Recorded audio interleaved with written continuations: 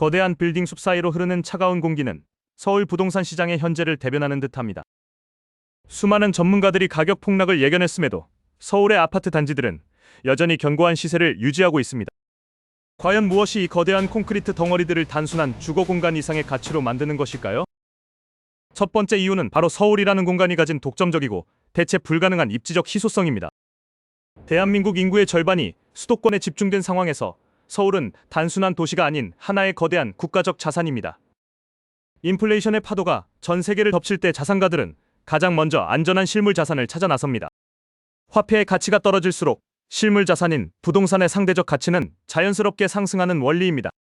서울의 아파트는 이제 단순한 집이 아니라 가치를 보존하는 가장 강력한 화폐 대용품이 되었습니다. 여기에 만성적인 공급 부족이라는 구조적 결함이 가격의 하한선을 지탱하고 있습니다. 서울 시내에 새로운 아파트를 지을 땅은 이미 고갈된 지 오래이며 재개발마저 쉽지 않은 실정입니다. 정부의 강력한 규제와 복잡한 이해관계는 신규 주택 공급의 속도를 늦추는 결정적 요인입니다.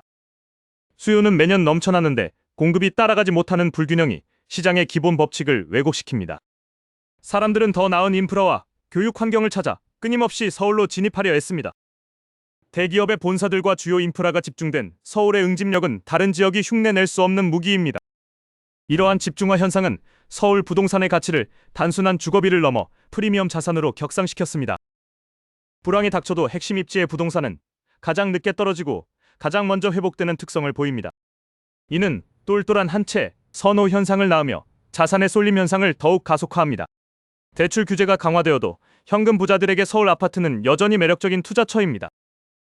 자본의 논리는 감정보다 냉혹하며 시장의 흐름은 언제나 이익을 쫓아 움직입니다. 원자재 가격 상승과 인건비 증가는 신축 아파트의 분양가를 계속해서 밀어올리는 요인입니다. 과거의 가격으로 돌아가고 싶어도 이미 높아진 생산 원가가 발목을 잡고 있는 셈입니다. 주택은 공장에서 찍어내는 공산품과 달리 시간이라는 요소가 결합된 복합적인 결과물입니다.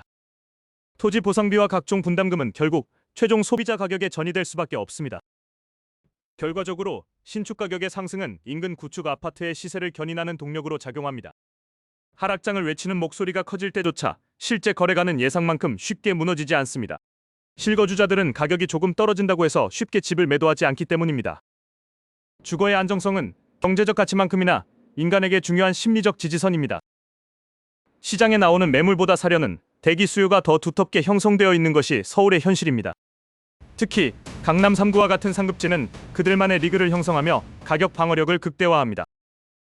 자산 양극화는 부동산 시장에서도 뚜렷하게 나타나며 오르는 곳만 오르는 현상을 심화시킵니다. 우리는 지금 단순한 거주 공간이 아닌 거대한 금융자산의 생태계를 목격하고 있는 것입니다. 교통망의 확충은 서울의 경계를 넓히는 것처럼 보이지만 사실 서울로의 접근성만을 강화할 뿐입니다.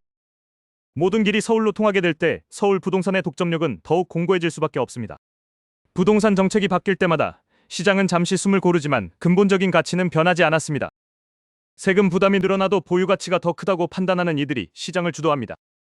결국 서울 부동산은 대한민국 경제의 가장 큰 신뢰 자산으로 자리 잡았습니다. 하지만 우리가 간과하고 있는 더 깊은 비밀은 숫자가 아닌 사람들의 변화에 숨어 있습니다.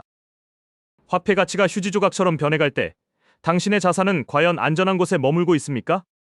공급이 멈춘 도시에서 수요가 폭발할 때 벌어지는 일은 이제 시작에 불과할지도 모릅니다. 그런데 더 충격적인 사실은 인구 절벽 속에서도 가구 수는 오히려 폭발적으로 늘어나고 있다는 점입니다.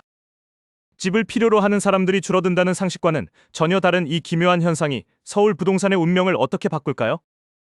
이제 우리는 단순히 집이 부족하다는 논리를 넘어 화폐의 가치가 어떻게 변하고 있는지 직시해야 합니다. 지난 수십 년 동안 전 세계 중앙은행은 유례를 찾아볼 수 없을 만큼 엄청난 양의 돈을 시장에 풀었습니다. 시장의 돈이 흔해진다는 것은 결국 우리가 가진 현금의 구매력이 조용히 녹아내리고 있음을 의미합니다. 사람들은 본능적으로 자신의 소중한 노동의 대가를 가치가 변하지 않는 무언가로 바꾸고 싶어 합니다.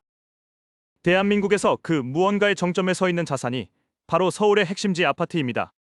아파트 가격이 오르는 것이 아니라 돈의 가치가 떨어지기에 숫자가 커지는 것뿐이라는 통찰이 필요합니다. 자장면 가격이 10배 오를 때 아파트 가격이 그대로라면 그것이 오히려 기이한 현상일 것입니다.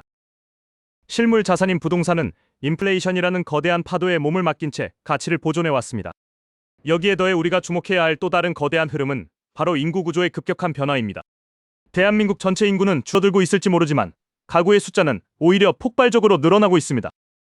4인 가족이 살던 집 하나가 쪼개져 4개의 1인 가구가 필요한 시대로 접어든 것입니다. 젊은 세대는 이제 부모님과 함께 사는 대신 자신만의 독립된 공간을 서울 도심에 마련하길 원합니다. 이들은 교육과 직장, 그리고 문화적 인프라가 집중된 서울을 결코 떠나려 하지 않습니다. 결혼을 하지 않더라도 집은 필요하며 이혼이나 별거로 인한 가구 분화도 주택 수요를 지탱합니다.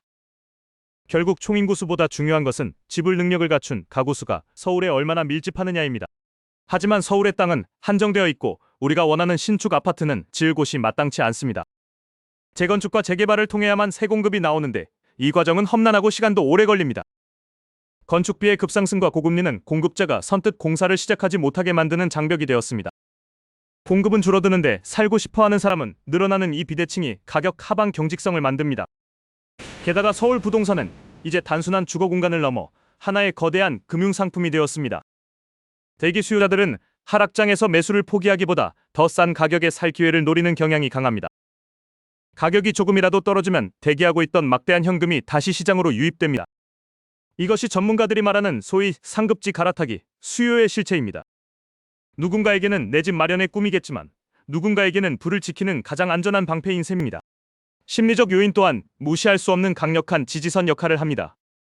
서울 집값은 오늘이 가장 싸다는 믿음은 이미 대중의 무의식 속에 깊이 자리 잡았습니다. 이러한 집단적 확신은 공포를 이겨내고 하락장에서 매물을 거두어들이는 힘이 됩니다. 정부의 규제 완화나 정책 지원 역시 서울 부동산이라는 성벽을 더욱 공고히 하는 요소입니다. 시장이 위태로울 때마다 쏟아지는 각종 부양책은 학습 효과를 낳았습니다. 결국 정부는 집값이 폭락하도록 내버려 두지 않을 것이라는 믿음이 시장에 깔려 있습니다.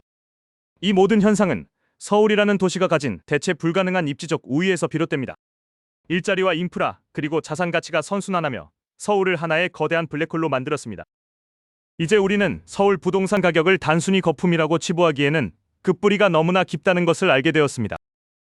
화폐 가치의 하락과 공급의 부재, 그리고 폭발하는 1인 가구 수요는 멈추지 않는 엔진입니다. 자본주의가 계속되는 한 자산 가격의 우상향은 거스를 수 없는 물리법칙에 가깝습니다. 물론 단기적인 등락은 있겠지만 본질적인 가치는 훼손되지 않을 것입니다. 우리는 이제 가격이라는 현상 너머에 숨겨진 자본의 논리를 이해해야 합니다. 서울의 아파트가 단순한 건물을 넘어 생존과 번영의 상징이 된 이유가 여기에 있습니다. 이 진실을 이해하는 자만이 거친 경제의 바다에서 길을 잃지 않고 항해할 수 있을 것입니다. 서울 부동산의 견고함은 결국 우리의 욕망과 시대의 흐름이 만들어낸 필연적인 결과물입니다.